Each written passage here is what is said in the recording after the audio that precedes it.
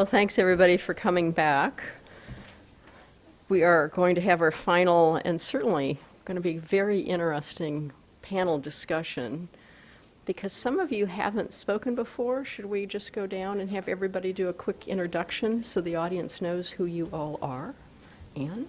Sure. I'm Anne Grambsch. I'm with the Environmental Protection Agency. I work in the Office of Research and Development. I'm the staff director for the Global Change Assessment staff, a multidisciplinary group of scientists working on climate change. And my name is Peter Barry. I'm with the Climate Change and Health Office at Health Canada, so very happy to be here. Hi, I'm Bob Vallario with the U.S. Department of Energy's Office of Science. I manage the Integrated Assessment Research Program, which increasingly is starting to look at IAV as well. And I'm Julie Trtanj. I'm with the National Oceanic and Atmospheric Administration.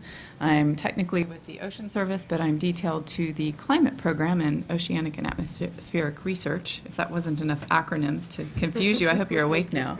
Anyway, I'm with NOAA. And John Balbus with NIEHS, and kind of speaking in roles as Senior Advisor for Public Health at NIEHS, but also with Juli and George, co-chair of our interagency group on climate change and human health, and also the Department of Health and Human Services representative to the GCRP. You can see the questions in front of you. These questions were obviously put together not 5 minutes ago.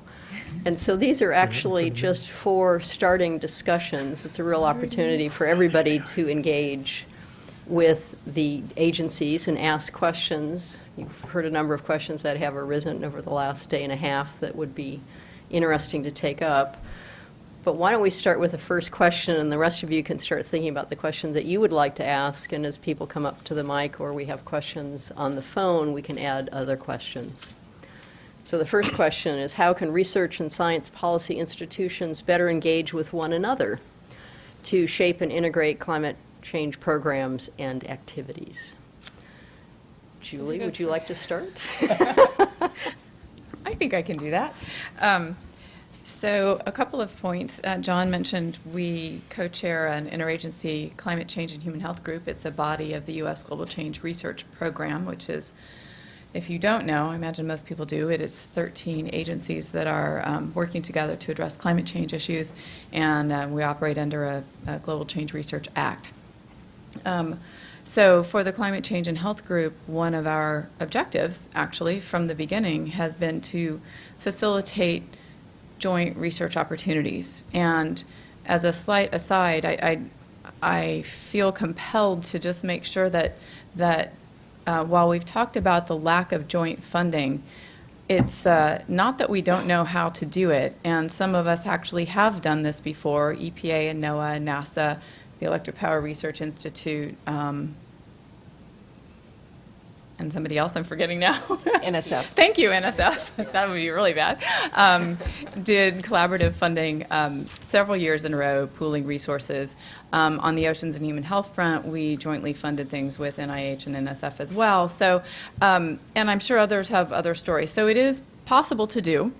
And I think one of the challenges we face as institutions is what you've heard about, and what keeps coming up is, how do we deal with the interdisciplinary piece of this? Not that we don't know how and what communities should get together, and that, you know, opportunities require a fair amount of money. We're talking about now not just small grants, one-offs only, but at least those would be a start. But what are some of the other things we need to do to really leapfrog the community forward? And while you have similar challenges in universities about stovepiping and sort of what degree, where's your degree, and where are you based, and where's your reward system, in the federal structure we're also challenged with that. You know, what is your core mission? And in strict budget times, your agency goes back to its core mission, and these things that require across agencies often are the first to go. So we're struggling with, you know, how do you use the limited resources to really strategically move this community forward together? We have mechanisms to facilitate that. It's getting a little harder to share money and all now, but we can figure that out if we know exactly what we're trying to do. We just need to be clear about what we're trying to do and work pretty hard to get the money, and that's a team effort too. So I think I will John, I think we flipped. John was going to talk about the CHIG, and I got the first call. So I'll ask John if he wants to say anything. But I think there are interagency mechanisms out there that can facilitate collaborative research. We need to know more specifically what the priorities are, and we need to work jointly to take that message up the food chain to get the money, sustained money, to actually make it happen. And part of my job in the climate program is to figure out what those needs are for the health community. Not that I'm going to say we're going to go fund it, but I can't help make the argument and shape it if we don't know what we're really trying to achieve. So that's part of what I'm doing here, is listening and learning and talking to colleagues about where to go. So. Thanks, Julie. I mean, agree with everything that you said. I'm going to say a little bit about the interagency space, but then I'm going to twist the question a little bit.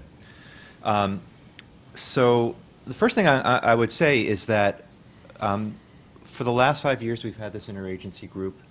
We've had a process at the GCRP of a new strategic planning process, and I would submit that in terms of engaging the climate change programs, we're actually doing pretty well. We have ongoing discussion. We do coordinate. Our climate and health assessment that we're doing now is very much an interagency product that's being done under the auspices of the GCRP. Getting together, engaging, is not really the big problem. It's the intersection of climate change with what you just said, which is the core mission of the agencies. So the way I'm going to twist this answer a little bit is to say the problem is not so much getting health to engage with energy or environment or NOAA. It's getting health to engage with itself. It's the internal coordination within the Department of Health and Human Services. For many, many, many years, climate change and environmental health in general, but especially climate change, has been a very, very small part of the Department of Health and Human Services. And we actually do have a climate program at the Department of Health and Human Services, and George is the head of it, and he's described it, and it's 17 people in CDC. But within HHS, we have just gone through a decade of over $1 billion investment in all hazard preparedness. And that's built a tremendous amount of infrastructure. There's obviously a lot of scientific overlap with that. There's a lot of investment, and it's how do we ensure that that investment is still relevant, as you would say, Chris. How do we get that community, which tends to have a cycle that tries to get things back to where they were, and we've talked about the need to shift that paradigm to have that preparedness paradigm get us to a place of greater resilience in the future to the anticipated changes in the future. So, it's making those kinds of connections, and we're starting to see that happen. At NIH, we have a new growing initiative on disaster response research, which is trying to put an evidence base to this issue of how well are we responding and how well are we recovering, and how do we recover into that. And so I think these are some of the opportunities that we have to start taking advantage of. The Department of Health and Human Services, under the Affordable Care Act, is having a much clearer emphasis on prevention than it ever has, and institutionalizing that. And that's a place where some of the questions that we've talked about today are relevant to those people, and so it's a question of getting that going on the inside. As people have said, health is late to this game. It's gotten to the question of climate change largely because of President Obama's executive orders, which have called upon the agencies and the departments to create adaptation plans.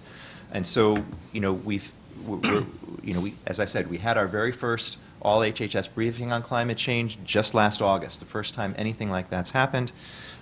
We have, an adaptation plan that calls for a workshop for each division to look at its continuity of operations and disaster preparedness.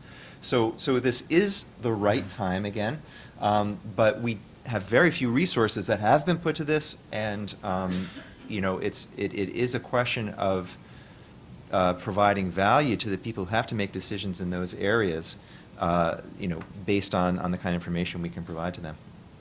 Actually, could I ask Ann next, as representing an agency that includes health, and then maybe we'll do Peter, and then Bob, you're a little different. We'll have you go.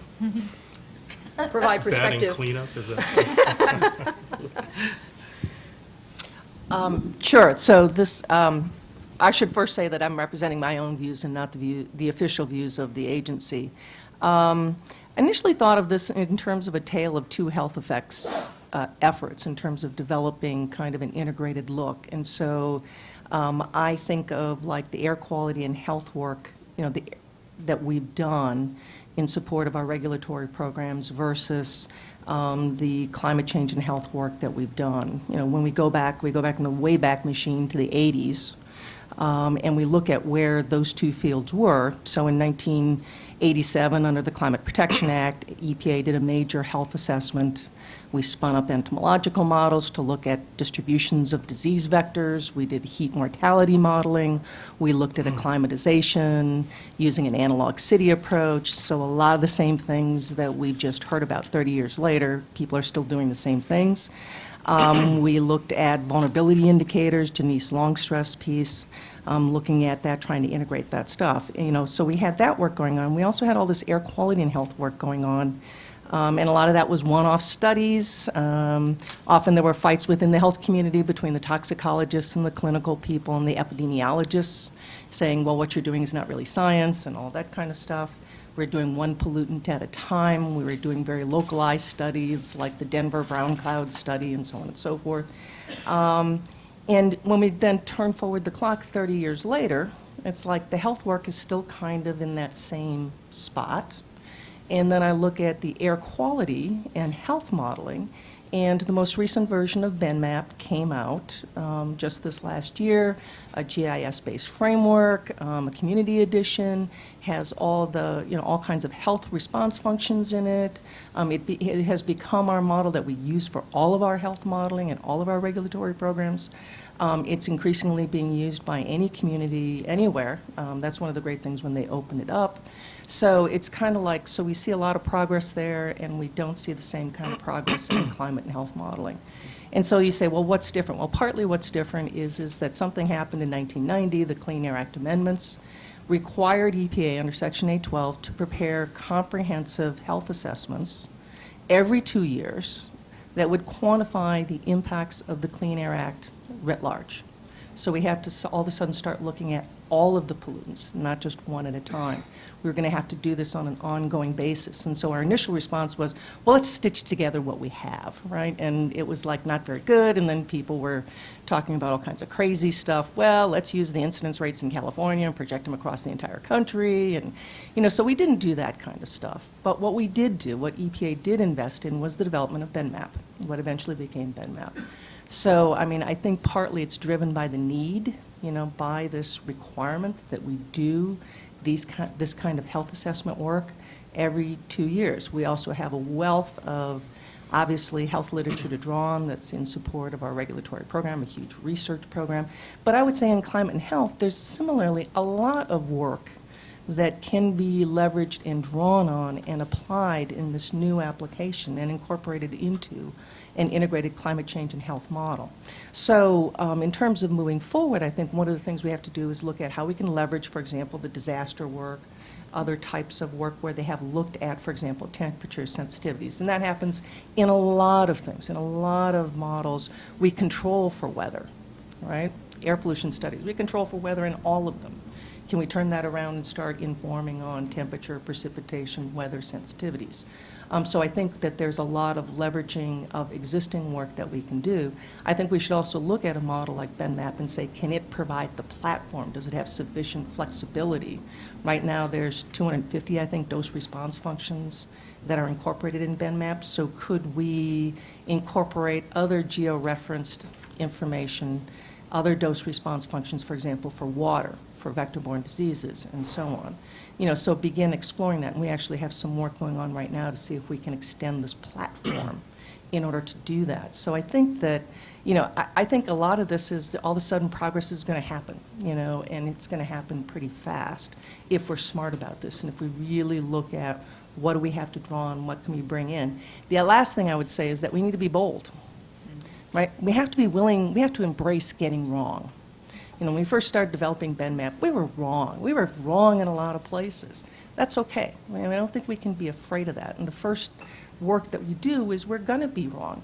But it's when we are wrong that you actually make progress. And so all models are wrong, but some are useful. And the last point I'd make is a point that I think Chris has made, and they've made in economic models, is different horses for courses. You know, we need to have an overarching integrated benefits model, but it's not the kind of thing I would want CDC to use when they're looking at targeting an intervention in an inner city neighborhood. So I think we have to think about different kinds of models for different uses for different purposes, whether they're to guide actual intervention efforts, all the way up to we're trying to justify policies to reduce greenhouse gases. Very different modeling structures. We use the same language. We need integrated assessment models. Very different flavors. So I guess that's kind of a quick summary. Thank you. Peter? Thanks very much. I guess similar to the U.S., we have a mechanism for bringing the science and the policy communities together. It's our National Adaptation Platform. And so Health Canada and the Public Health Agency of Canada, they both participate on this platform, and there's various working groups.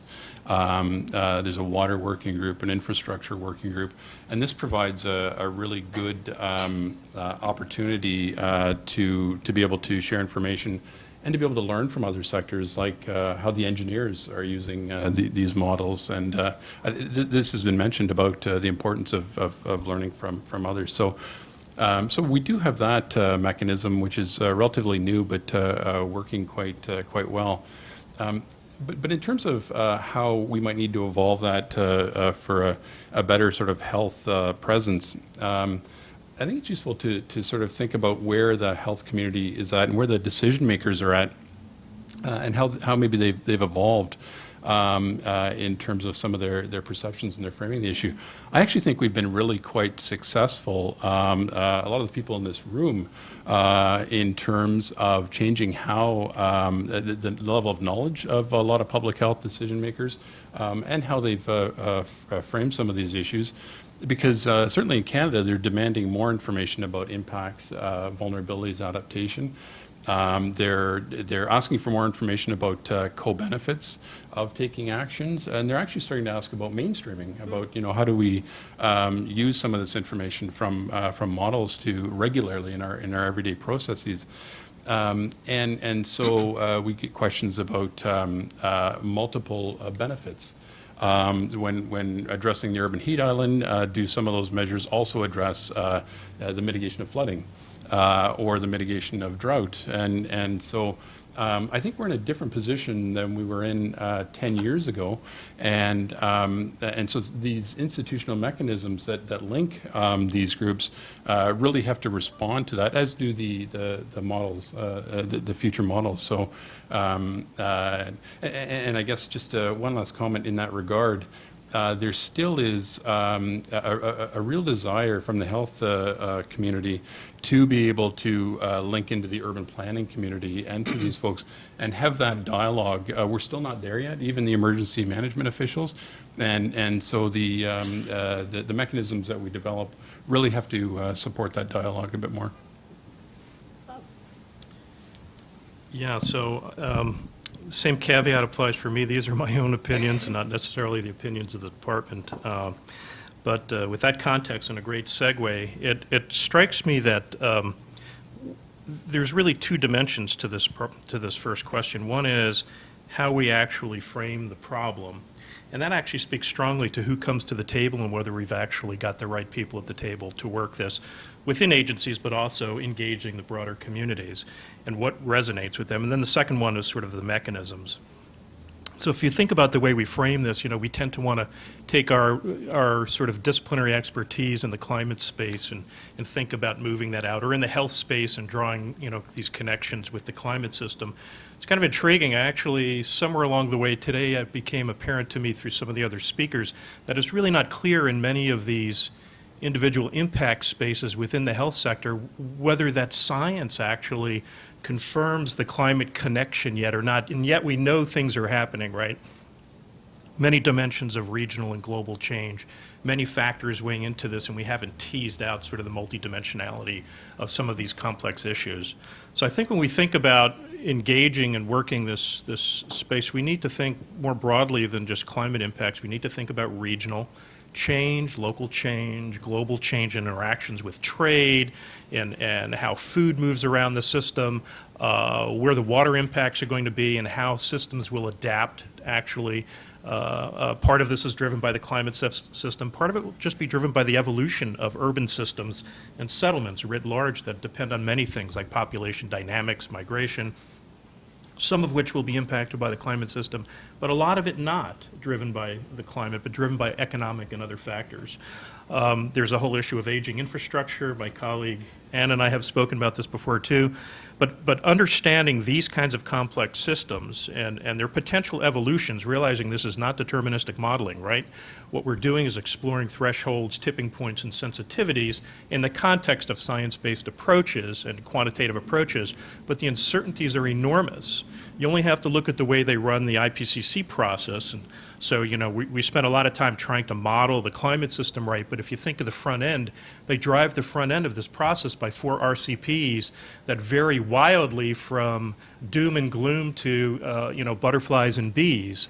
So, and it's the reality of the human trajectories. It's the reality of where we could be.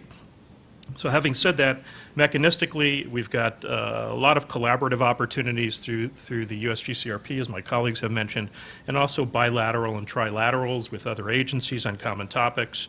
We've recently run some workshops, for example, and I do believe that these broad working groups maybe sometimes become less effective than a coalition of 4 or 5 agencies or 3 or 4 that the people work together and they know how to get things done and we actually do things. So we've run some recent workshops on topics of interest mentioned over the last couple of days. We ran one in June. There were about 5 agencies on land use, land cover change, and we ran one on population demographics, and we're trying to put together a game plan for actually how to move forward in modeling those spaces more effectively. And then there's everything from, you know, I think one of my colleagues mentioned the idea of co-funded grants and solicitations, joint calls. The idea that really resonated with me, and it usually does, and Ann and I speak through the Scenarios group and the Inca group and some other groups we work on together, this idea of integrated experiments I think is a fabulous idea. I don't know who raised that issue. Really resonates with us because it forces the discipline of stop talking conceptually about how we should all work together and actually forces the discipline of doing it. You learn a lot by doing it. You learn what you really don't know and where the big gaps are. It gives you an opportunity to leverage on some things where you can start to build some connections. And I think that's a great place to start. And the only other thing I'll say, and then I'm done, is that capitalizing on existing or emerging topical themes where you could build this in as opposed to creating a whole new space, for example. So there's growing interest in this sort of energy, water, food, land nexus, okay? Building a component into that involves the health dimension. You get a lot more traction from the agencies that have other mission foci than just health, but health could be a central piece of it, okay? Or on something like urban systems and urban environments. There's a growing nexus of agencies, and certainly within ours, we're starting to talk more about this and the effects of urban systems and urban systems modeling. This is where you could really have some traction, is to actually hook on to some of those and I think make a run, and we could actually do a lot. Those are all really great comments, and the next question actually is designed to push all of you. You've all talked about potential, you've all talked about the opportunities, there's a lot in place. How to move it forward? You're looking at me.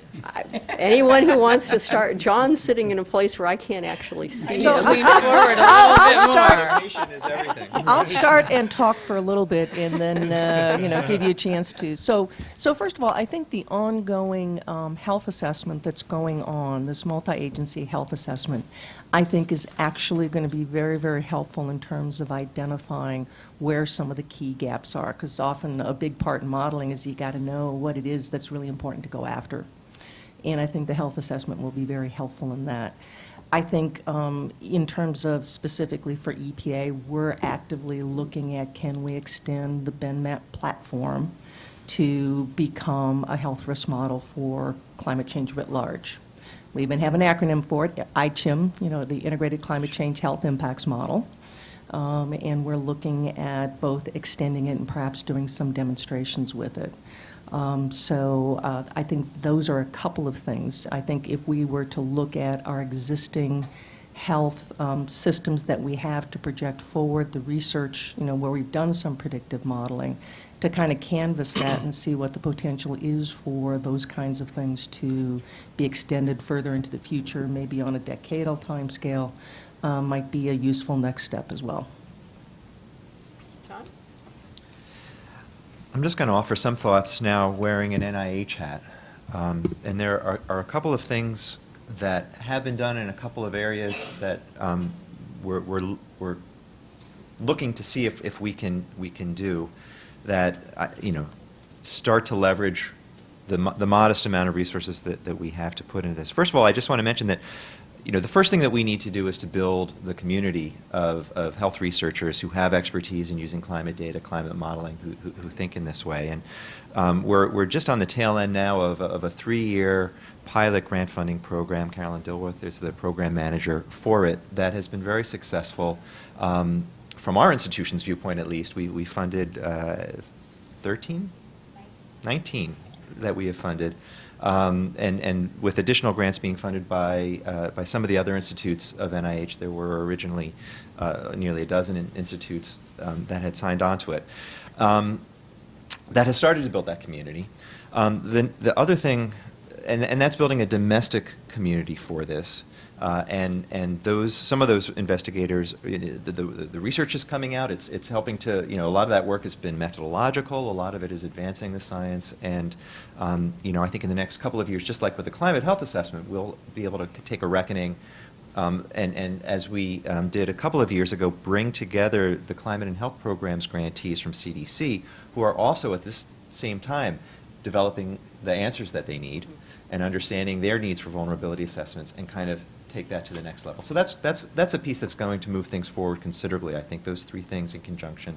And again, I think we're doing a very good job of integrating the various agencies and departments that are doing that. Another major piece on the global front is something called the GeoHealth program. So this is a jointly funded program between NIEHS. The Fogarty International Center is the manager of this program. It also has NIOSH and I think one other institute involved in it. And this is funding international educational resources for training and also the conduct of research. So as we think about the international scene and the issues that we've talked about with poverty eradication and this kind of thinking, this will be a resource there's probably a third of the centers have already committed to building programs on climate change impacts, cook stove impacts, air pollution, things at the nexus of energy and health. And so one of the things that we're starting to do more, and I think more effectively, is to take some of our larger programs that are funding multiple centers and consider those centers as networks. And I think that there's a great opportunity there with our GeoHealth centers that we're going to build. At NIEHS, we fund, I think, 21 different environmental health centers. And there are opportunities have arise to leverage the resources already invested in those. And so, for example, a lot of those centers have come forward and they're organizing themselves on this disaster response research initiative, and they are enabling themselves to be rapid response groups. And so looking at those kinds of centers and thinking about ways to leverage the investments already made there, I think is a way to move this forward. And then lastly, looking at some of the other kinds of mechanisms that we have in terms of training, building the community, some of the training grants, some of the small supplemental grants to, again, leverage and a little will go a long way in those kinds of initiatives. Juli. So I was making a list even longer than what I thought I was going to talk about as I was listening here. So I actually think I'm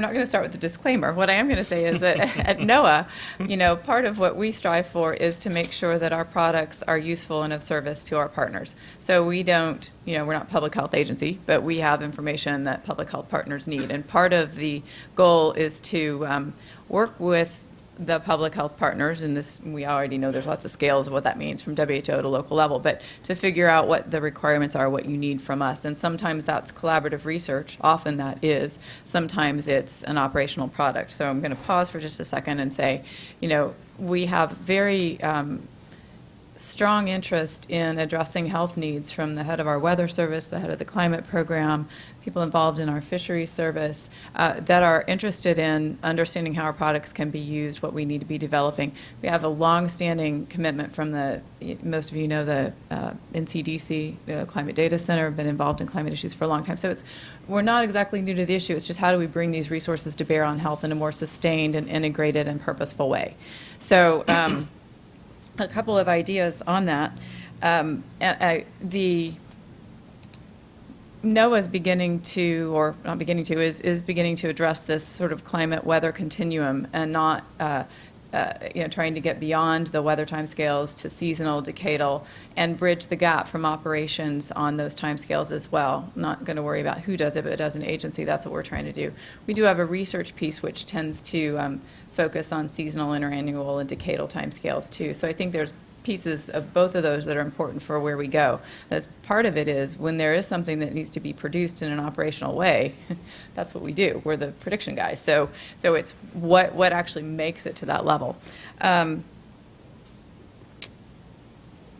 terms of research, I'll just echo what my colleagues have said about the health assessment. I don't want to put all our eggs in that basket, but I think it is one way. We are actually asking what are the research needs and gaps and the data needs and gaps through this process. It's not going to be the focus of the report, but we will be looking at the answers to that and trying to figure out as sort of helping us priority set across agencies.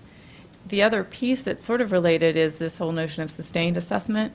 We've all been involved in the NCA and IPCC, and sort of what we're trying to do in the U.S. government is how to sustain this dialogue, this integration, this research, so that it isn't just a one-off, everybody comes together, does it, goes away. How do we keep this going? How do we evolve the community and develop more appropriate scaled research and appropriate products, that sort of thing. So I think the sustained assessment offers another umbrella under which we might be able to operate. And then just a couple of other things. In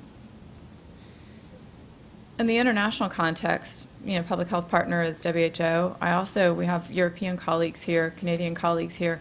There are other funding opportunities at other countries, Horizon 2020.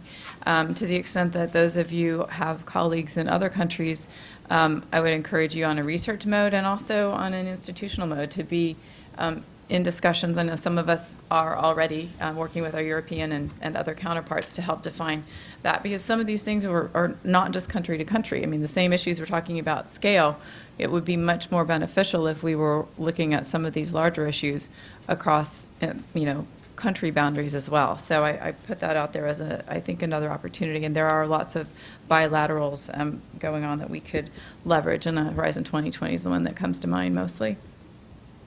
Two other things. So bringing it back to NOAA a little bit, one of the priority areas for NOAA is the topic of extremes. And so I think in terms of looking at temperature, both heat and cold extremes and precipitation extremes, across timescales, obviously we're looking at more weather and seasonal interannual climate, but extremes spans the gamut. So that for us is an opportunity, I think, to as Bob said, we're not starting new, but we're integrating into existing structures. We have the Regional Integrated Science and Assessment Program at NOAA. Some of those are beginning to address health. We have the Coastal Ocean Climate Applications Program that's beginning to address health. So we have our Ecological Forecasting Roadmap that's beginning to address health. So internally, we're beginning to be a little insidious, I guess, but we're integrating internally, and there are partners involved in all those. So I think those are not necessarily new funding opportunities, but we'd want to encourage those, and to the extent other agencies have an interest, we could expand on any one of those moving forward. And then the last piece I'll mention is the Global Framework on Climate Services, and that's come up a couple of times. I think there is a health focus there. It's one of the 4 pillars. My boss, Wayne Higgins, is the U.S. representative to the the international governing board of the GFCS, and he represents not just NOAA, but the rest of the U.S. government in that. So I think there's an opportunity to work with other agencies through the GFCS as well. And I'll stop. But those are some opportunities I see that are very tangible and real and moving. That's great. Peter, did you say? Sure. Canada also recently released a national climate change impacts and adaptation assessment. There was a health chapter in that. But we're also finding that there's a lot of interest at the community level and the provincial level in conducting vulnerability assessments in the health realm. That my interest in particular is on the adaptation side, and this has come up several times in terms of today and yesterday, and in various contexts in terms of needing to understand cumulative stresses that we might not be able to cope with, or cascading effects, or the impacts actually of climate change on adaptive capacity, and how important some of these issues are. And so one thing that I think is really helpful is to think about the information that public health officials and decision makers themselves can provide to these types of assessments, because that's been our experience in doing local assessments, is they've got a really rich amount of information about some of these more specific vulnerabilities in terms of who they can and can't reach during heat waves and these types of things. And I think that information can be really useful in validating your adaptation assumptions. Which is really, really quite important if you're going to use these assumptions in some of your health modeling. So that's a really helpful and important source of information. So in terms of the actual question that I think I'm coming around to, I think that we need to actually just provide more opportunities for dialogue between some of these users, these public health officials, and the health modelers. And they just need to talk more in terms of some of the policy questions that you mentioned about, Chris. What are they? And maybe we don't do enough of that in terms of providing those opportunities. You don't have to if you don't want to, but you can. I will. Please. So what I'll take a little bit of a different tack, but it's usual. But I think I'll frame this in context of challenges to maybe 3 or 4 major communities. Okay, it's not all on the shoulders of the health community, but I'll start there. So one of the things I've heard and I've seen for a while, because there is some general interest, although they've not been quite ready. I'll talk about that in a minute on the IA side. Again, speaking from a vantage point from which I feel more comfortable, is that the health community is ripe with anecdotal studies and case studies and highly contextualized studies, but the whole field of modeling, I was encouraged by what Anne was saying actually a moment ago, the whole field of modeling, and it doesn't necessarily have to be integrated health models, but even these individual health impacts component models, depending on the particular type of threat or vulnerability we're looking at, they're not very well developed where they would fit in frameworks other than looking at just very focused case study type anecdotal research. And what the health community needs to do is really start building these out in ways, and I guess folks were talking about whether we have enough data or not. I think that was a great question. You know, perfection may be the enemy of the good here. You think we really have the climate models perfect? You think we've got the integrated assessment models perfect? You know, maybe in context of health communities and sensitivities, there's a feeling that it all has to be perfect. Well, the reality is for these kinds of complex systems dynamics analyses that have so many uncertainties along the way, it's okay if it's not perfect, right? It just needs to be good enough to plug in and actually start exploring sort of uncertainty space collectively with the other communities who have kind of way gotten past this whole perfection issue a long time ago. So that's the main message for that community. For the Earth system modeling community, the things that strike me most soundly over the last 2 days is there's a couple of things that if the Earth system modeling community could deliver as a climate modeling community, or deliver better, that it would really impact a large segment of the health sector. And one of them is water and getting water right, okay? A lot of the health impacts, and it's not just too little, it's not just droughts, it's too much. too much or too little water. It's one of the things that the climate models don't do particularly well. And, you know, they're still working across the different climate models trying to get the signs right, you know, let alone actually have some real powerful predictive capabilities. But we're moving in the right direction and actually getting that moving ahead. And the other is, as my colleague Julie mentioned, is extreme events. The whole notion, you know, you can adapt and there'll be evolutions to long-term, slower climate change, but the uncertainties and the extreme events and how soon they can start hitting and how they start backing up. There's all sorts of research on recovery and recovery rates based on how many hits you take of these extreme events over periods of time. And let's just say the resiliency drops quite considerably when you start getting 2 or 3 of these backed up, maybe depending on the process, yearly or even within a year, so subannual.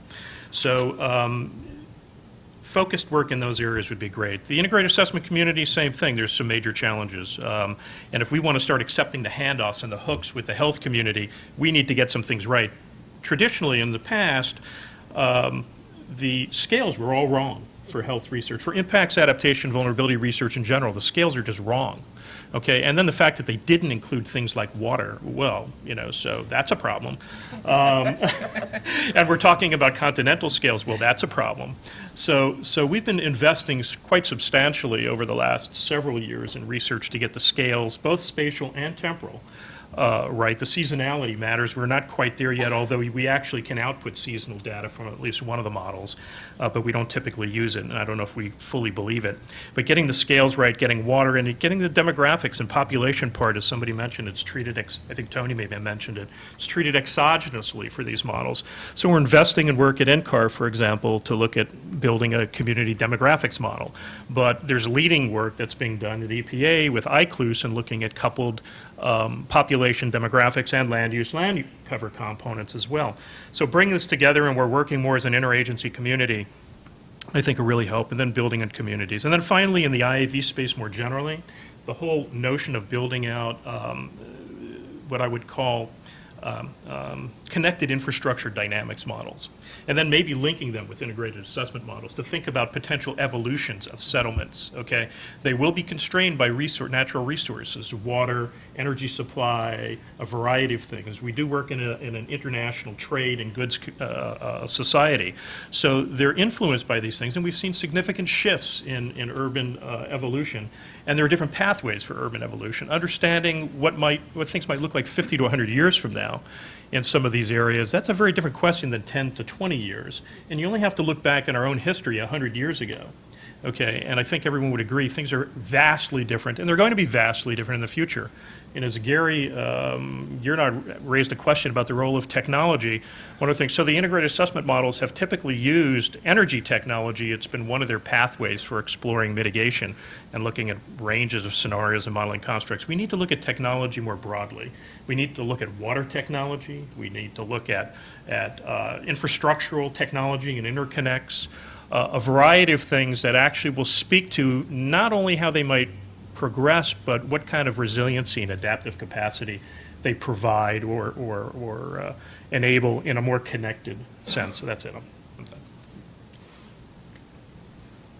Can I just make a very quick comment on that? I'm Okay. struck, Bob, by your characterization of the health community as relying on anecdote and that it needs to get into models. And my first reaction as a physician was one of rage. You know, because anecdote is actually the antithesis of where a biomedical research, you know, institution would be. And then I thought about it some more.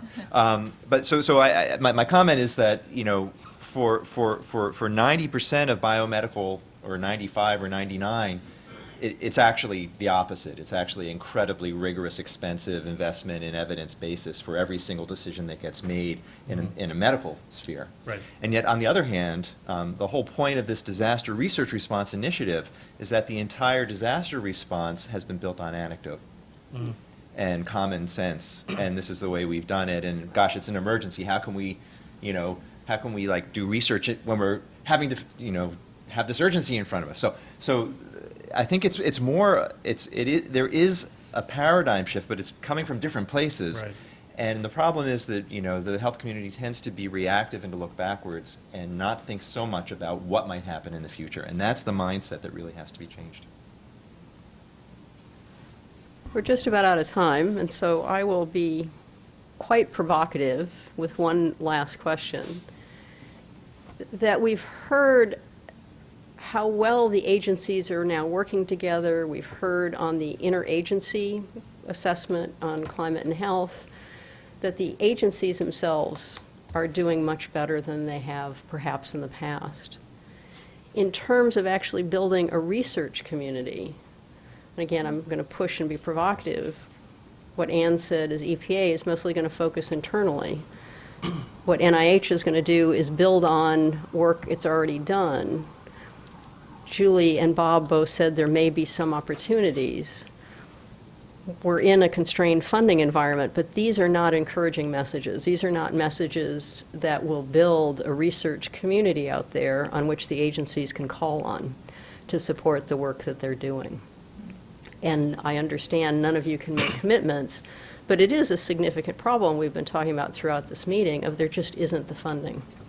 And the message that's coming through is that funding's not going to be there for a while. And so we have these needs, but we're not going to have funding to try and fill those needs. And the last few questions were trying to get at what needs to happen to make that change. Bob, you look like you're ready to jump in and say something worthwhile. So I think it depends. I think what I just said, and not to retrace those steps, is that different communities are starting to explore different facets of this problem that will enable us to develop these handshakes. I think an awful lot better, but I think some areas it's uneven. Some areas are doing a lot better in focusing in on problems, like the water issue is in extreme events is really starting to get a lot of attention. And there's a lot of resources that can be leveraged in the climate modeling community writ large. In the IA community, I think it's a smaller community, it's more constrained, but we're making progress. And but for this to work, all three communities need to, maybe four if you look at IAV, the infrastructure stuff, need to kind of co-evolve, because if they don't, the connections don't happen. And ultimately, your big interest is on the health side. And I was glad to hear John acknowledge that, you know, there's different communities of practice within the health community, and the one that we need actually for our linkages to actually work more closely together needs to evolve and get sufficient support so that we can plug and play, because we want to plug and play. And I think one of the things we can do is we could actually sit back and think of like an integrated modeling experiment and what kind of parameters and data, what might you focus on initially? Is it heat stress? Is it all these other different types of vector-borne diseases? But if we can make a start actually and work one piece of this in a more collective way, realizing it's going to be imperfect, maybe that's the catalyst we need to actually start building more successes on that simple one. So, Go ahead. Over time, but and it's John's time. Just, so. yeah, real quick, just, you know, and kind of following up on a point that I think Bob made, and we hear a lot in the policy community about mainstreaming climate change into our normal way of doing business, and I think we have to think about mainstreaming climate change into research programs. So, for example, we go out with an RFA, we're looking at an air quality stressor, but also we can add climate change as a component of that, and increasingly we're doing that. So I think that's kind of like a low-hanging fruit, that wherever we can, that climate change comes into existing RFAs and solicitations for research, and it doesn't go exactly towards building the community of climate change health independent of all these other communities, but I think perhaps in the long run, as Bob is suggesting, that might be all to the good, to think about it more in an integrated, holistic way and not as something separate from air quality or water quality research or infrastructure research or IAV, but as part of, you know, those existing research programs. I'm just going to say we have a little bit of a chicken and egg problem, because what we're talking about, in a resource-constrained environment, you have to demonstrate, you have a value proposition. You have to demonstrate why somebody else who's got a core mission that may be a little different should divert any of their attention and any of their resources to what you want. And I think we've struggled in this day and a half to define exactly where that is and what that is. And so I think that, and I like Bob's phrasing of this as the catalyst, and Ann's framing as we have to sow seeds, with what we can do right now, because we're not going to get a big pot. We don't have people bought into this, and so we have to, try to find as many examples in different settings where there are other core interests, whether it's air quality, water quality, housing, infrastructure, all of these different places, and do this leveraging, and do this catalysis, and do these pilots, and then we're going to have to sell why somebody else should start making this bigger, should start diverting their attention and resources, and that's what it's going to require in the mid and the long term. Julie? So I would just, I would second that. It is maybe not the message we'd all like to, some of us probably like to sit up here and say, yeah, I've got a, big joint RFP coming out, stay tuned. But that's not the case. Maybe down the road. So I would like to say that's not off the table. Nobody's planning it now. But I think there's a willingness down the road if we become clear about what it is we can achieve with that. Not just more, is it a collective center, a more RISA type thing that we do, sustain. So I think helping shape that is a piece down the road. So it's not off the table, but you're right. There's nothing that we're going to do in the short term.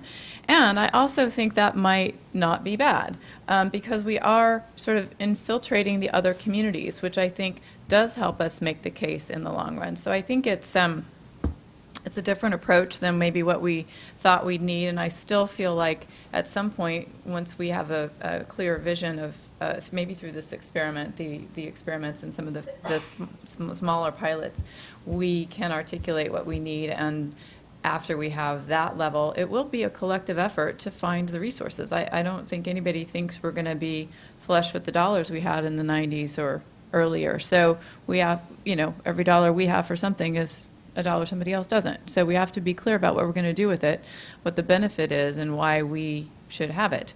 And that is an agency role, but it's also a role for the academic institutions. I mean, it is a team effort when it comes to building and sustaining a budget, and just got to remember that. And part of the reason I think meetings like this are useful is that, it is an academy-focused thing. There are agencies here who do want to figure out how to do the best we can to move it forward within the current constraints, and then the longer-term investment, which we all recognize we need to do jointly. Yeah.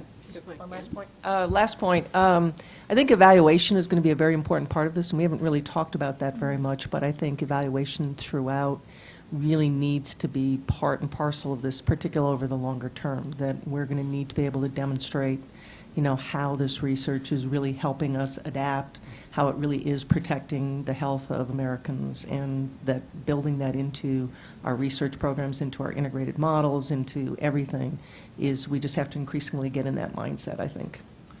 I'm going to add one word to that we haven't mentioned. Yeah? Indicators. Indicators, yeah. We've gone way over time. We've taken time from John, but John was sitting on the panel. So I want to thank everybody very much. It was a wonderful discussion. Thank you.